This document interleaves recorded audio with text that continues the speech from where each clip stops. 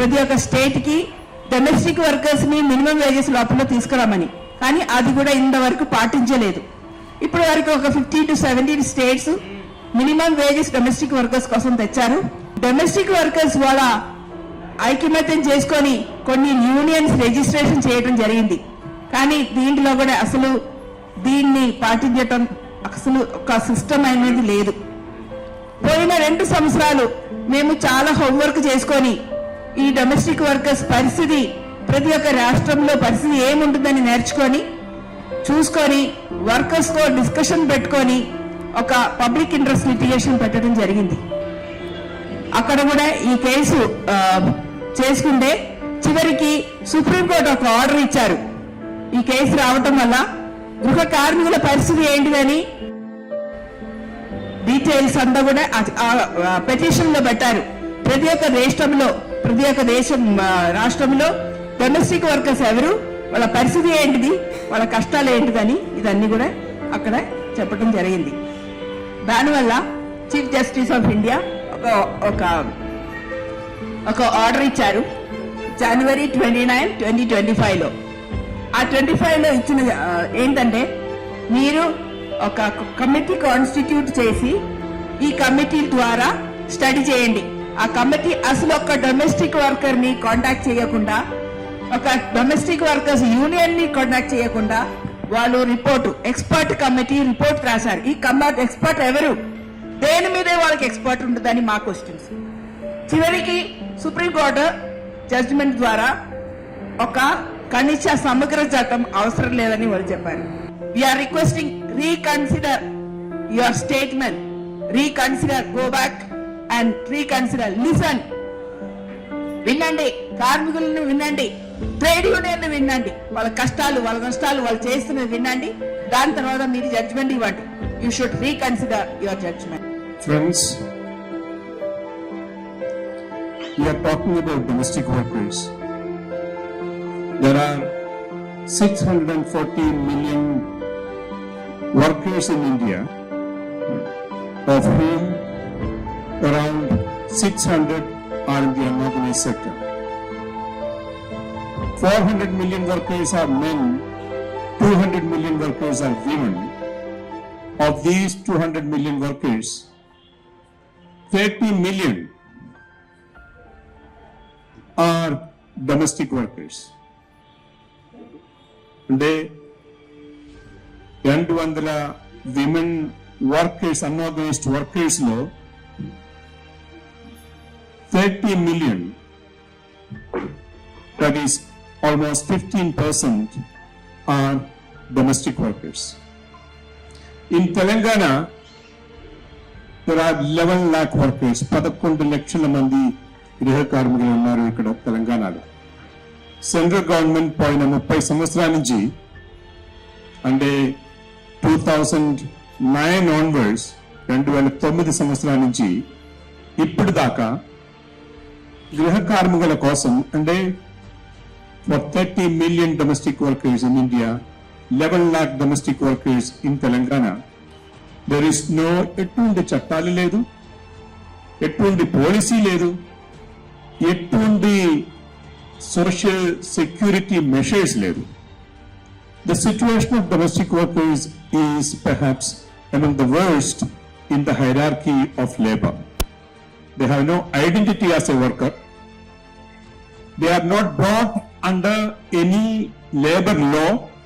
They are not provided, their place of work is not considered a workplace, and they come from extremely socially and economically backward sectors, places. The unions approached the Supreme Court of India, the highest court of India, requesting that please consider these women, vulnerable women, as workers. Please consider them for measures that will protect them by bringing in a legislation. And the Chief Justice of India, Honorable Chief Justice of India, who had given very wonderful statements about domestic workers that we thought will become measures that protect workers, domestic workers. But in the recent statements and the dismissal of the case that was filed on behalf of domestic workers in the Supreme Court of India by the Chief Justice, by the bench, has practically said these are not workers and they have no rights. వాళ్ళు కార్మికులు కాదు, వాళ్ళకు ఎటువంటి చట్టాలు బాధ్యత కాదని. One requesting the Chief Justice of India to withdraw the unnecessary statements that have been made that denies the right of domestic workers for their wages and possibility of unionizing. Second, that this whole case is taken up for a review so that the constitutional rights of domestic workers, 30 million domestic workers in India, is protected. And third, we are asking the government of Telangana that a state legislation is brought to protect the rights of the 11 lakh domestic workers in Telangana, so that this state becomes a model of why and how to protect this most vulnerable section of working. మహిళలందరూ కూడా ఈ sections మీద ఆధారపడి వాళ్ళు ఉద్యోగాలు చేయగలుగుతున్నారు, వ్యాపారాలు చేయగలుగుతున్నారు, కుటుంబాలు నడుస్తున్నాయి, బతుకుతున్నాయి. అంటే ఈ గృహ కార్మికుల మీద ఆధారపడి బతుకుతున్నటువంటి స్థితిని మనం చూస్తే ఈ రోజుకి కూడా వాళ్ళని కార్మికులుగా గుర్తించిన పరిస్థితి, దశాబ్దాల పోరాటాలతో వాళ్ళు కార్మికులుగా గుర్తింపుని పొందారు. ఆ గుర్తింపు పొందడం కోసమే ఎన్నో పోరాటాలు ఇక్కడ ఉన్నటువంటి సిస్టర్ లిజీ, బ్రదర్ వర్గీస్ వీళ్ళందరి నాయకత్వంలో చాలా కాలంగా పోరాటాలు జరుగుతున్నాయి. అనేక పోరాటాల నేపథ్యంలోనే ఈ మాత్రం హక్కులైనా సాధించుకున్నారు, ఒక గుర్తింపుని పొందారు. వెల్ఫేర్ బోర్డులో వాళ్ళకి బెనిఫిట్స్ ఇవ్వాలన్నారు, ఈఎస్ఐ సాధించారు, ఇంకా సాధించవలసిన హక్కులు ఎన్నో. ఈ రోజు కూడా వాళ్ళు పోరాడుతూనే ఉన్నారు. ప్రతి సంవత్సరం ఎలక్షన్స్ వచ్చాయంటే, ప్రతి ఎన్నికల్లో 5 సంవత్సరాలకోసారి అన్ని రాజకీయ పార్టీల గడప దొక్కి వీళ్ళ ఈ మేనిఫెస్టోలో మా డిమాండ్స్ చేర్చండి అని ఇస్తారు. మమ్మల్ని గుర్తించండి, ఓటు బ్యాంకుగానే కాదు, మేము ఒక కార్మికులుగా, శ్రామిక వర్గంగా మమ్మల్ని గుర్తించి మా డిమాండ్స్ పట్టించుకోండి అని వీళ్ళు పోరాడుతున్నారు. వాళ్ళు అభివృద్ధికి ఈ యూనియన్లే అభివృద్ధి నిరోధకులంట. ఇంత పిచ్చుక మీద బ్రహ్మాస్త్రం లాగా ఇంత కింది వర్గాలకు చెందిన యూనియన్ మీద అంతటి ఘాటైన వ్యాఖ్యలు ఎందుకు చేయాల్సి వచ్చింది ధర్మాసనానికి, సుప్రీంకోర్టు చీఫ్ జస్టిస్ గారికి?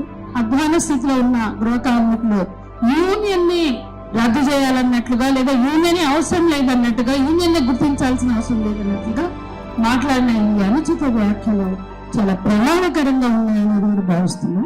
Thank you. అందరికీ నమస్తే. నా పేరు మంజుల. నేను గృహ కార్మికుల యూనియన్ తెలంగాణ స్టేట్ గట్స్ నుండి ఈరోజు అధ్యక్షురాలుగా ఇక్కడికి రావడం జరిగింది. ప్రభుత్వాలు మారుతున్నా కొద్దిగా మేము అన్ని వినతి పత్రాలు ఇవ్వడము, మా హక్కుల గురించి మేము పరిష్కరించాలనేసి మెమోరాండం ఇవ్వడము, కాంగ్రెస్ ప్రభుత్వం కావచ్చు, బీఆర్ఎస్ ప్రభుత్వం కావచ్చు, ప్రభుత్వాలు మారుతున్నాయి కానీ మా సమస్యలు అక్కడే ఉన్నాయి. మరొకసారి మాకు చర్చలు ఇవ్వాలి, మమ్మల్ని చేర్చాలి, అందులో మమ్మల్ని అడిగి మా నిర్ణయాలను బట్టి మీరు తీర్పు ఇవ్వాలి. ఎంతో మంది నడుము నొప్పులతో బాధపడుతున్నారు, మెట్లు ఎక్కలేని పరిస్థితి, లిఫ్ట్ ఎక్కనియరు, మెట్లు ఎక్కిపోవాలంటే కాలు వెళ్ళలేని పరిస్థితిలో ఉన్నామండి. మమ్మల్ని ఎందుకంటే ఇంత చిన్న చూపుగా చూస్తున్నారు? ఈ రోజు మీడియా మిత్రుల సపోర్ట్ తోని, నేను సహకారంతో ఈరోజు గృహ కార్మికుల తెలంగాణ స్టేట్ గట్స్ అధ్యక్షురాలుగా మా యొక్క డిమాండ్స్ పరిష్కరించాలి, మరొకసారి తీర్పు ఇవ్వాలనేసి మేము ధన్యవాదాలు. యూనియన్ లేకుంటే కార్మికులకు న్యాయం అనేది ఎక్కడ జరగదు. యూనియన్లు ఉంటేనే ఏ నాయకురాలైనా ఏ కార్మికురాలకైనా న్యాయం జరుగుతుంది. అట్లాంటిది కార్మికుల మీద ఏ చట్టాలు వచ్చినా కూడా పెద్ద చట్టాలు రావాలే తప్ప ఉన్న చట్టాలు పొడగొట్టడానికి, ఉన్న చట్టాలు ఇవ్వకుండా యూనియన్లు ఎన్నో పోరాటాలు చేసి, ఎన్నో ప్రాణత్యాగాలు చేసి, ఎన్నో బలిదానాలు అయిపోతేనే ఈ యూనియన్లు వచ్చినాయి. యూనియన్లు ఉత్తరనే రాలేదు. యూనియన్ల వల్ల ఏ కార్మికురాలకు నష్టపోదు. యూనియన్ల వల్ల న్యాయమే జరుగుతుంది కానీ నష్టం అనేది ఎక్కడ ఉండదు. ఈ రోజు మహిళా కార్మికులు ఎక్కడ ఉన్నా కూడా మహిళా కార్మికులను ఒక చిన్న చూప చూస్తాడు కానీ ఇంకెప్పుడండి మనకు ప్రభుత్వము దేశాలు అన్ని అండగా ఉండేది. మీరందరూ ఐక్యంగా ఉండి మీ చట్టాలకైనా మీ సమాన పనికి సమాన వేతనంకైనా కార్మికుల ఐక్యత, ఈఎస్ఐ కార్డు, ఈ రేఖ చట్టము, అవాస్.